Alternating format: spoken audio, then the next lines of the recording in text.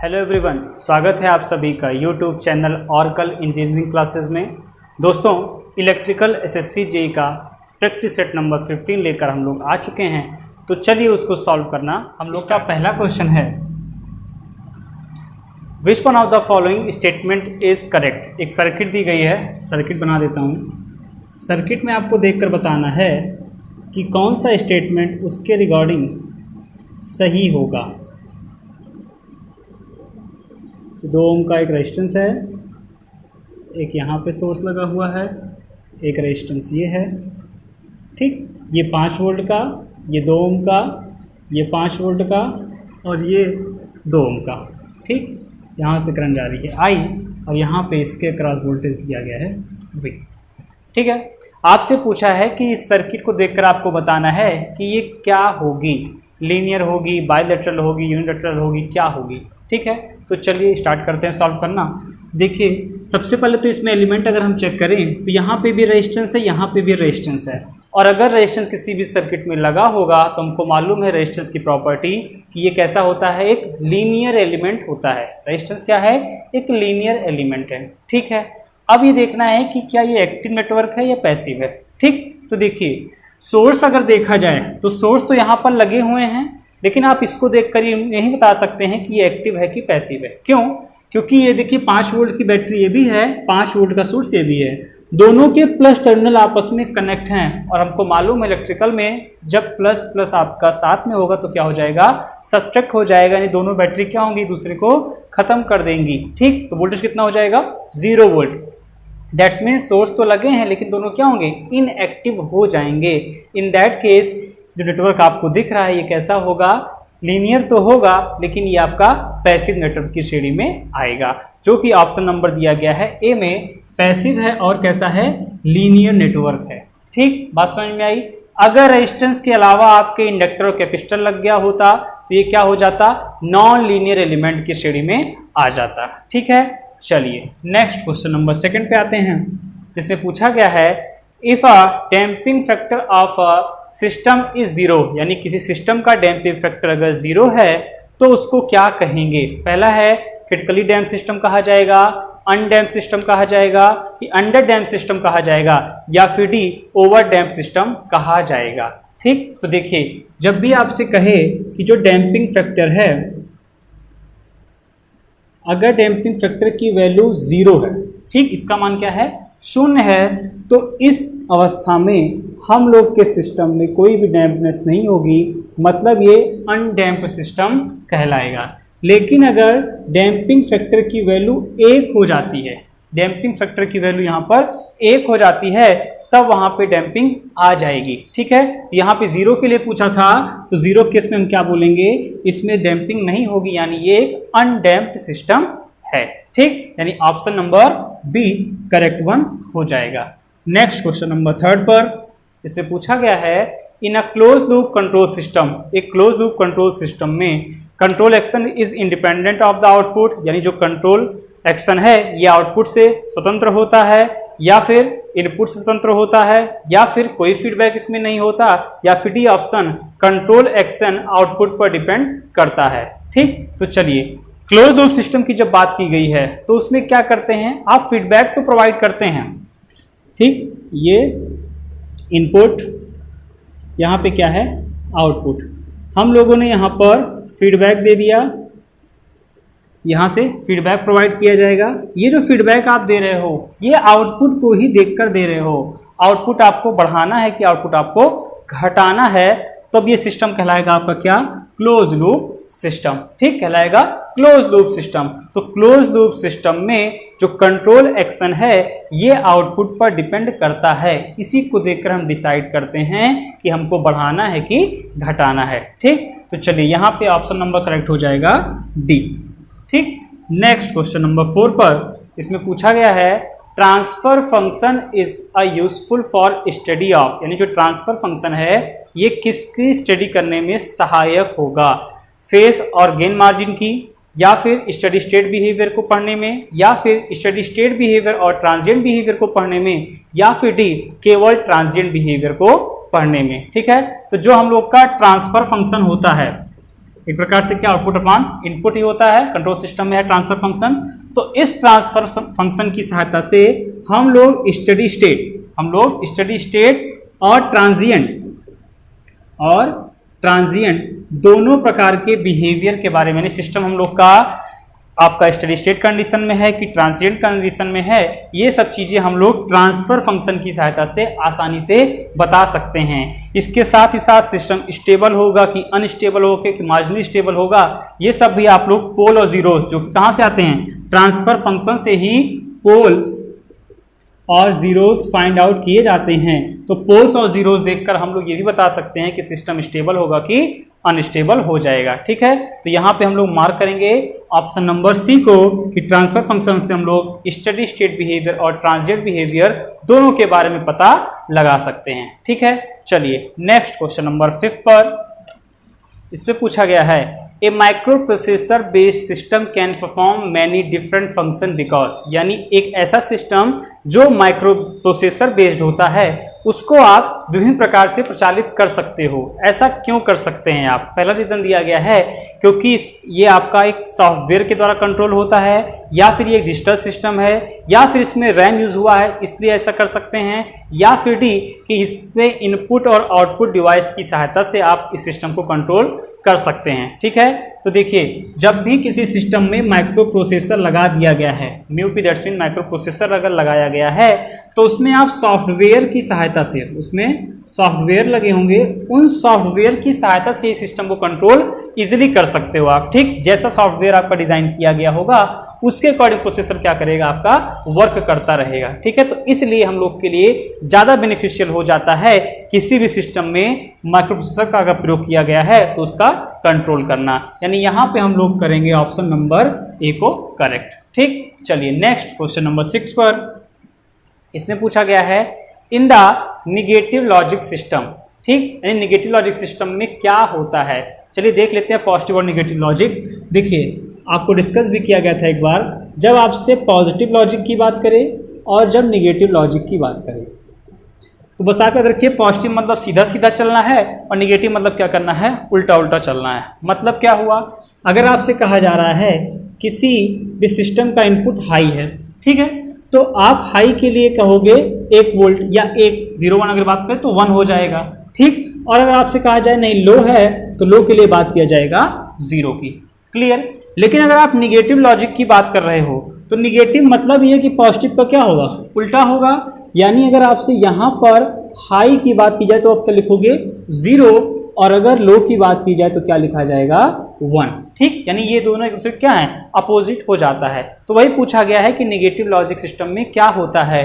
तो ऑप्शन पढ़ लेते हैं, the more negative of the 2 logic level represent logic 1 state. देखिए वही कह रहा है कि जितना लो लेवल होगा वो आपके 1 स्टेट को प्रेजेंट करेगा, यानी ऑप्शन नंबर ए ही क्या हो जाएगा, यहाँ पे करेक्ट हो जाएगा, यानी 6 का ऑप्शन नंबर ए। ठीक है, चलिए नेक्स्ट क्वेश्चन नंबर 7 की ओर बढ़ते हैं। डिमॉर्गन्स लॉ इज, देखिए इसमें सही से आया नहीं है, डिमॉर्गन्स थ्योरम क्या कहती है, देख लीजिए। आपके कई वेरिएबल्स हैं, ठीक, इनका क्या किया गया है, प्रोडक्ट किया गया है, और इस पे क्या लगा हुआ है, बार लगा हुआ है। ठीक, यहाँ पे कह सकते हैं कि ये क्या एक प्रकार से कौन सा गेट का ये आउटपुट है, एंड गेट का है ना। ठीक, तो इसको हम लोग इसके अलग अलग और गेट के साथ लिख सकते हैं। ठीक, बात समझ में आई? या फिर अगर ये कुछ इस प्रकार से है, यानी और गेट के लिए है, तो इसको हम लोग अलग अलग एंड गेट के लिए भी लिख सकते हैं। ये डिमॉर्गन्स थ्योरम को बताती है। तो यहाँ पे ठीक से तो मेंशन किया नहीं गया है क्योंकि ऑप्शन गड़बड़ है, तो आई थिंक इसमें आपका ये बी वाला ऑप्शन सही हो जाना चाहिए, जो कि ठीक नहीं लिखा है। इसको ऐसे होना चाहिए था कि ए बी सी, ये जो लिखा गया है ए बी सी का बार होना चाहिए था बराबर ए बार प्लस बी का बार प्लस सी का बार, यानी ये एंड का फंक्शन किया गया है, यहाँ पर और का फंक्शन किया गया है, क्योंकि डिमॉर्गन्स थ्योरम कहती है कि एंड को और को एंड से रिप्लेस किया जा सकता है। ठीक, चलिए नेक्स्ट क्वेश्चन नंबर 8 की ओर बढ़ते हैं। इसमें है, which one of the following is not considered as the characteristic of CE amplifier, यानी निम्नलिखित में से कौन सा कॉमन अमीटर एम्पलीफायर का अभिलक्षण नहीं है। पहला पढ़ते हैं, लार्ज करंट गेन, तो बिल्कुल गलत, लार्ज करंट गेन तो होता ही है उसका फंक्शन, ठीक है। दूसरा दिया गया है output phase shift of 90 degree, तो यही गलत होना चाहिए क्योंकि हमको मालूम है कॉमन अमीटर एम्पलीफायर में वोल्टेज गेन भी ज़्यादा होता है, करंट गेन भी ज़्यादा होता है, दैट्स मीन पावर गेन क्या होगा, ऑटोमेटिक ज़्यादा हो जाएगा। प्लस इसके इनपुट साइड और आउटपुट साइड में अगर फेज रिलेशन देखा जाए तो कितना आता है, 180 डिग्री, मतलब आउट ऑफ फेज का रिलेशन आता है। जबकि बी वाले में क्या बोला गया है, 90 डिग्री का बोला गया है, तो यही वाला हम लोग का क्या होगा, गलत हो जाएगा, ठीक है। चलिए नेक्स्ट क्वेश्चन नंबर 9 पर, इन आ सिग्नल जनरेटर्स, जो सिग्नल जनरेटर होते हैं वो क्या होते हैं, इसमें पूछा गया है। एनर्जी को क्रिएट करते हैं, एनर्जी को जनरेट करते हैं, कि एनर्जी को कन्वर्ट करते हैं एक सिंपल डीसी सोर्स से एक एसी एनर्जी में, जो कि एक किसी निश्चित फ्रिक्वेंसी की होती है, या फिर D all of the above, ठीक। तो देखिए जितने भी आपके सिग्नल जनरेटर हैं, सिग्नल जनरेटर्स, इनका काम यही है कि ये डीसी जनरेटर की सहायता से, ये डीसी सोर्स, डीसी जनरेटर की सहायता से आपका जितनी फ्रिक्वेंसी आपको चाहिए उस फ्रिक्वेंसी का एसी सिग्नल आपको प्रोवाइड कर देंगे। कौन, जितने भी सिग्नल जनरेटर्स होते हैं, ठीक है। जैसे आप लोग पढ़े होंगे मल्टी वाइब्रेटर्स, वहाँ सब इसका प्रयोग किया जाता है, ठीक है। और फिर आपका अगर बात की जाए ऑक्सीलॉस्कोप की, तो वहाँ भी ये यूज़ किया जाता है, ठीक है। सीआरओ, ठीक, कैथोड रे ऑक्सीलॉस्कोप, वहाँ पर भी ये यूज़ होता है। चलिए नेक्स्ट आगे बढ़ते हैं क्वेश्चन नंबर 10 पर।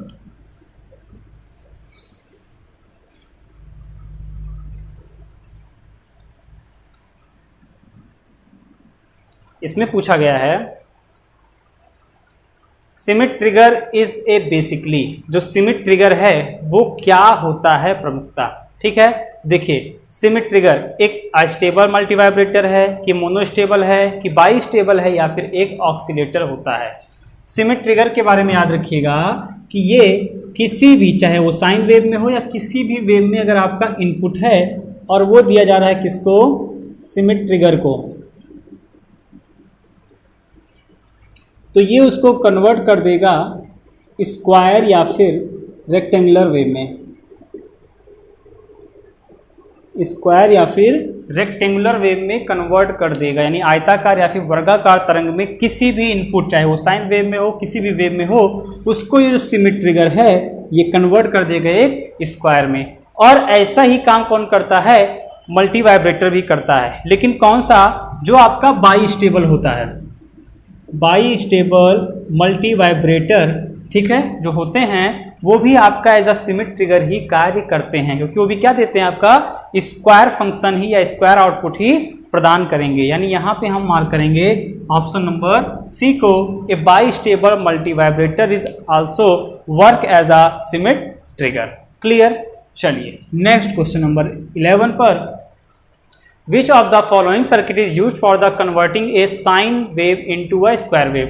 देखिए वही क्वेश्चन आ गया सेम, तो कौन सर्किट करेगी, सिमिट ट्रिगर सर्किट ही करेगी, जो कि ऑप्शन नंबर सी में मेंशन की गई है, ठीक है। चलिए question number 12। In a voltage amplifier the load resistance should be, यानी एक वोल्टेज एम्पलीफायर में जो आपका लोड रेजिस्टेंस है वो कैसा होना चाहिए, बहुत अधिक जितना संभव हो सके, या फिर बहुत ही कम, या फिर आउटपुट इम्पीडेंस के बराबर, या फिर आपका इनपुट इम्पीडेंस के बराबर। देखिए वोल्टेज एम्पलीफायर की बात कर रहा है, यानी वोल्टेज को आप एम्पलीफाई करेंगे, इसलिए उसका नाम क्या है, वोल्टेज एम्पलीफायर है। तो इन दैट केस आपका जितना जो लोड रेजिस्टेंस है वो जितना ज़्यादा होगा उतना ही आपके लिए बेनिफिशियल होगा। क्यों, आप समझ लीजिए, जैसे एक सर्किट मान लेते हैं हम लोग की, ये है, ये 1 ओम है, ये 3 ओम है, यहाँ पे लगा हुआ है 16 वोल्ट की बैटरी, ठीक। अभी लोड रेजिस्टेंस है, इसका मान जितना ज़्यादा है उसी के अकॉर्डिंग क्या हो रहा है, यहाँ से मैक्सिमम वोल्टेज आपको 3 ओम को मिलने वाला है, ठीक। भाई आप यहाँ से लगा लीजिए वोल्टेज डिवीजन ला, तो आप क्या लिखेंगे, voltage across 3 ohm is equal to कुल वोल्टेज 16, उसी ब्रांच का रेजिस्टेंस कितना है 3 बटे दोनों का सम, 3 1 4, 4 3 12 वोल्ट, कितना मिल रहा है इसको, 12 वोल्ट का वोल्टेज मिल रहा है। दैट्स मीन जितना ये ज़्यादा होगा उतना ही हम लोग के लिए अच्छा है, और वोल्टेज एम्पलीफायर उतना ही अच्छे से काम आपका करेगा। ठीक, यानी यहाँ पे मार्क करेंगे हम लोग ऑप्शन नंबर ए को। जितना अधिक संभव हो उतना अधिक हम लोग लो रेजिस्टेंस के मान को रखेंगे। ठीक, चलिए next question number 13। Which one of the following equation is correct? ठीक, minus A B plus C D is equal to -1 या A D plus C D is equal to 1, A B minus C D is equal to 1, -1 या minus A D plus B C is equal to -1। ठीक है, चलिए देख लेते हैं। अब देखिए यहाँ पे पहली बात तो जो ए बी सी डी बोल रहा है इसका मतलब क्या है। A B C D transmission line के पैरामीटर्स होते हैं, आप लोग को मालूम होगा। ए क्या होता है और डी क्या होता है? ए को बोलते हैं हम लोग वोल्टेज गेन, ये बंधु वोल्टेज गेन है। डी क्या होता है? Current gain. ठीक, और इन सभी का कोई भी यूनिट नहीं होता है। वोल्टेज गेन, करंट गेन कोई यूनिट नहीं, कोई गेन है आउटपुट अपॉन इनपुट, यानी output voltage upon input voltage, दोनों कैंसिल हो जाएगा। ठीक, यूनिट आपको नहीं मिलेगी। लेकिन जो सी और डी, बी और सी वाला है, बी को हम लोग बोलते हैं इम्पीडेंस। बी क्या होता है? इम्पीडेंस। तो इम्पीडेंस यूनिट क्या हो जाएगी? ओम हो जाएगी। और सी को क्या बोलते हैं? एडमिटेंस, यानी इसकी यूनिट क्या हो जाएगी? महो हो जाएगी। ठीक, यूनिट्स भी आप याद रखिएगा। तो इसमें कंडीशंस होती है ट्रांसमिशन लाइन के लिए, सिमेट्रिकल की और रेसिप्रोकल की। तो उसी कंडीशन को लेकर आपसे पूछा है कि इनमें कौन सा स्टेटमेंट आपका, इक्वेशन आपका सही होगा। तो हम लोग को मालूम है, आता है A D minus B C is equal to 1। Condition निकल के आती है A D minus B C is equal to 1। तो इस फॉर्म में क्या आपको कहीं दिख रहा है? नहीं, ऐसा नहीं दिख रहा है। लेकिन अगर माइनस से गुणा करा दिया जाए तो क्या मिलेगा? Minus A D plus B C is equal to -1। ये देखिए ऑप्शन नंबर आपको डी में ये दिखाया गया है, minus A D plus B C is equal to -1। यही हम लोग का क्या हो जाएगा? राइट ऑप्शन हो जाएगा। ठीक है, तो ये आप ए बी सी डी क्या वैल्यू होती है, क्या रिप्रेजेंट करता है, किसकी यूनिट क्या होती है, ये भी आप याद रखिएगा। ठीक, चलिए 14 में जिसमें पूछा गया है for an electric arc welding the current range is, यानी इलेक्ट्रिक आर्क वेल्डिंग के लिए जो धारा का मान है वो क्या होना चाहिए? 50 से 1000 एम्पियर, 30 से 50 एम्पियर या 20 से 30 एम्पियर के बीच। ठीक, तो देखिए आर्क वेल्डिंग की बात की जा रही है, तो आर्क के लिए आपको क्या करना पड़ेगा? अधिक से अधिक आई स्क्वायर आर टी लॉस कराओगे, उसी से क्या मिलेगी? आपकी ऊष्मा उत्पन्न होगी। तो उसके लिए हम लोग प्रिफर करते हैं लो वोल्टेज और हाई करंट। तो वोल्टेज आपका 80 से 90 वोल्ट के रेंज में चाहिए होता है, जबकि करंट आपकी अधिक चाहिए होती है। तो यहाँ पे ऑप्शन के अकॉर्डिंग आप ए वाला प्रिफर कर लीजिए, क्योंकि और सभी क्या है? कम दिख रहे हैं साफ साफ। तो पहला वाला 50 से 1000 एम्पियर की हमको आवश्यकता होगी आर्क वेल्डिंग में करंट के मान की। ठीक, चलिए next question number 15। The smallest change in a measured variable to which an instrument will respond is, यानी एक ऐसा न्यूनतम या सूक्ष्मतम परिवर्तन किया जा रहा है मापित मान में, और जो उपयंत्र है वो उसको भी रीड कर ले रहा है। तो ये क्या कहलाएगा?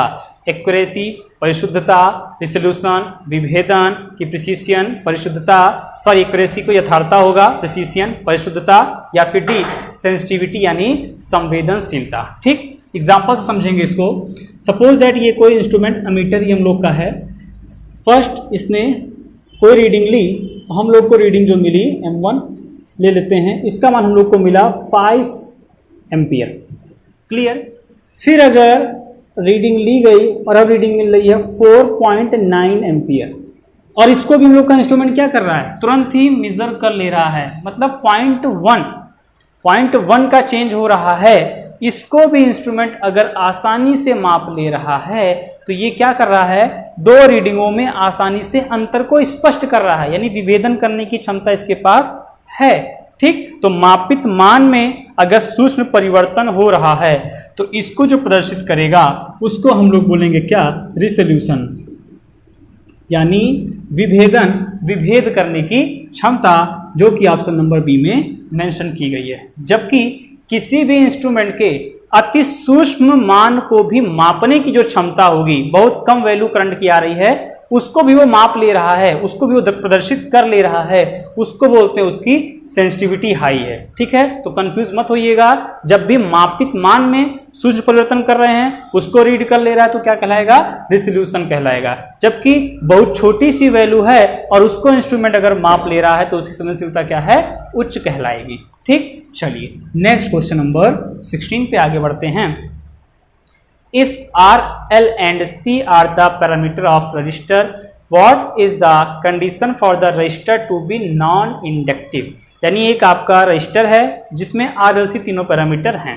ठीक है, नॉन लीनियर रजिस्टर होगा ये। ठीक, सीधी सी बात है। तो इसमें आपका अगर इसको नॉन इंडक्टिव रखना है, यानी इंडक्टेंस का इफेक्ट इसमें ना हो, तो उसके लिए क्या कंडीशन होगी, L is equal to C R या L is equal to C R का स्क्वायर, ठीक, या C is equal to L into R का स्क्वायर, या फिर D C is equal to R by L. ठीक है, तो चलिए याद रखिएगा जब भी ऐसी कंडीशंस आए, या फिर एक क्वेश्चन यहां से और पूछ लेता, देख लीजिए, संट और एक पढ़े होंगे हम लोग क्या, मल्टीप्लायर।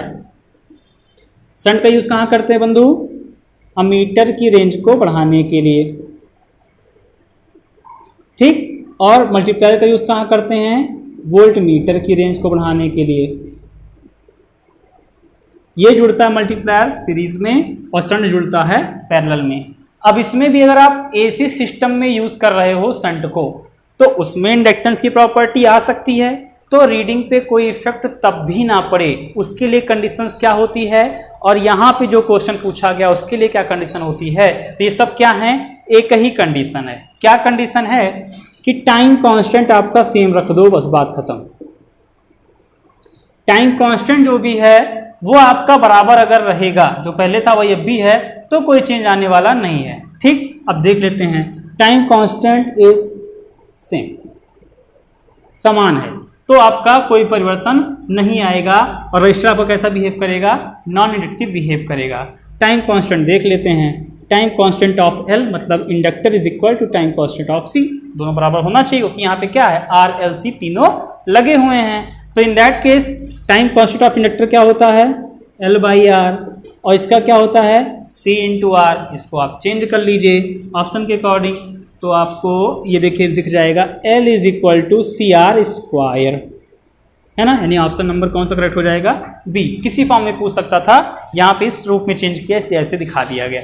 ठीक है, तो क्या करना पड़ेगा, इंडक्टर बराबर इंडक्टेंस की जो वैल्यू आएगी कैपेसिटेंस इंटू रेजिस्टेंस के स्क्वायर, अगर ये ऐसा है तो आपका वो नॉन इंडक्टिव की तरह बिहेव करेगा। ठीक, चलिए next question number 17। The application in which the motor is to start with high acceleration is, यानी वो कौन सा कार्य है जहां पर मोटर को हाई एक्सेलरेशन से आपको स्टार्ट करने की आवश्यकता पड़ेगी, लिफ्ट और हॉइस्ट में, कि सेंट्रीफ्यूगल पंप में, कि ऑयल एक्सप्लोरर में, या फिर फ्लोर मिल्स में। तो सीधी सी बात है, लिफ्ट और हॉइस्ट में क्या करना पड़ता है, अधिक भार लेकर उसको चढ़ना पड़ता है, तो वहां पे आपको हाई एक्सेलरेशन की आवश्यकता पड़ेगी। तो इसमें हम लोग मार्क करेंगे ऑप्शन नंबर ए को। ठीक, चलिए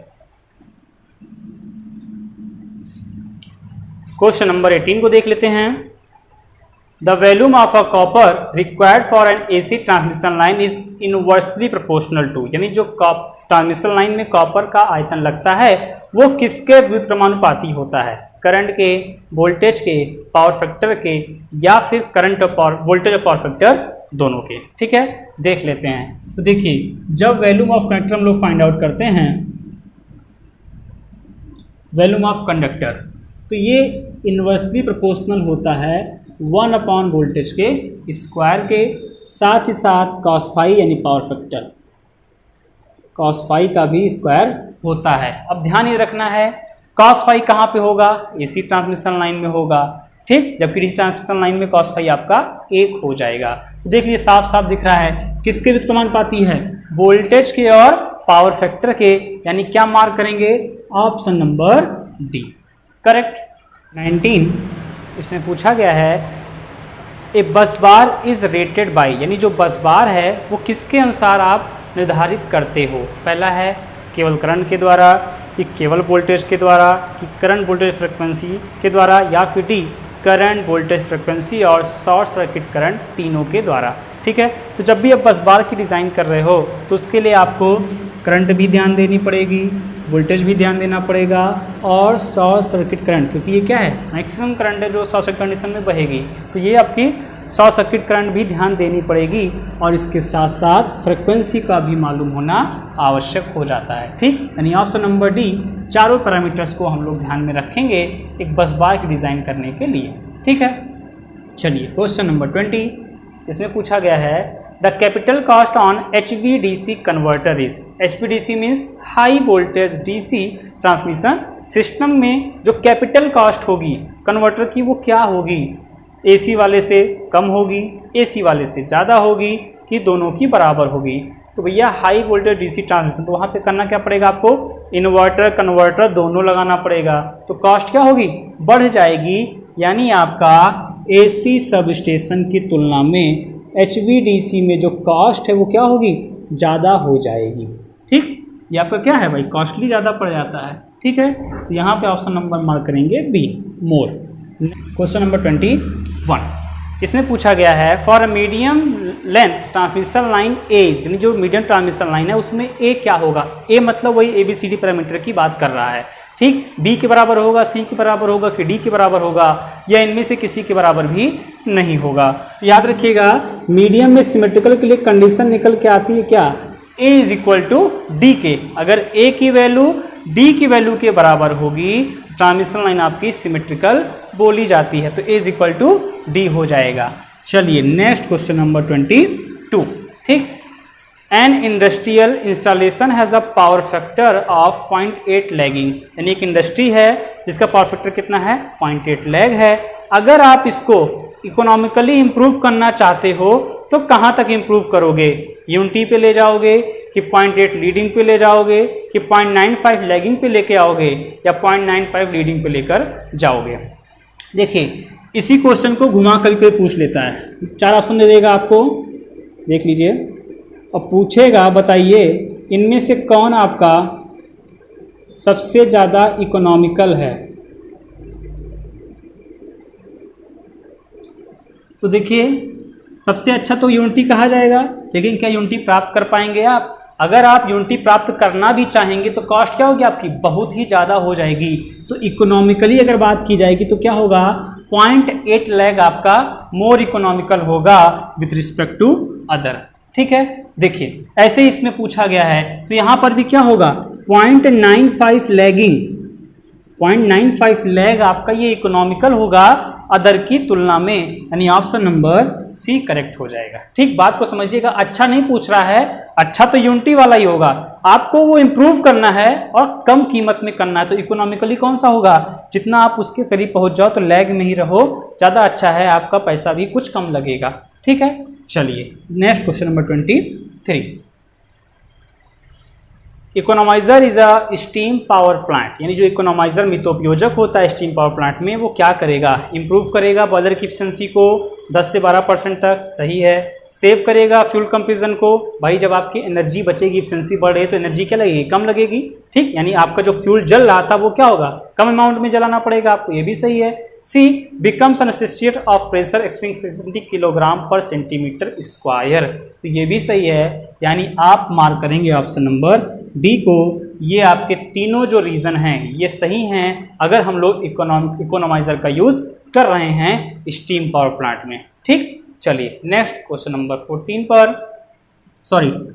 पर, piezoelectricity has been observe in, piezoelectric effect आपको बताया गया है।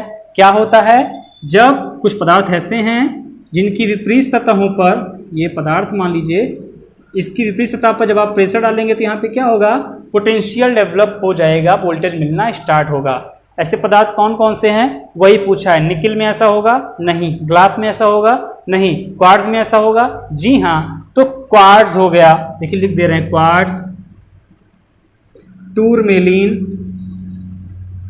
रॉकले साल्ट, ये सब ऐसे मटेरियल्स हैं जिसमें पीजो इलेक्ट्रिक इफेक्ट देखा जाता है। मतलब इनके विपरीत सतहों पर जब आप दबाव डालोगे तो इनके बीच में क्या होगा, विभवांतर उत्पन्न हो जाएगा, तो याद रखिएगा इसको।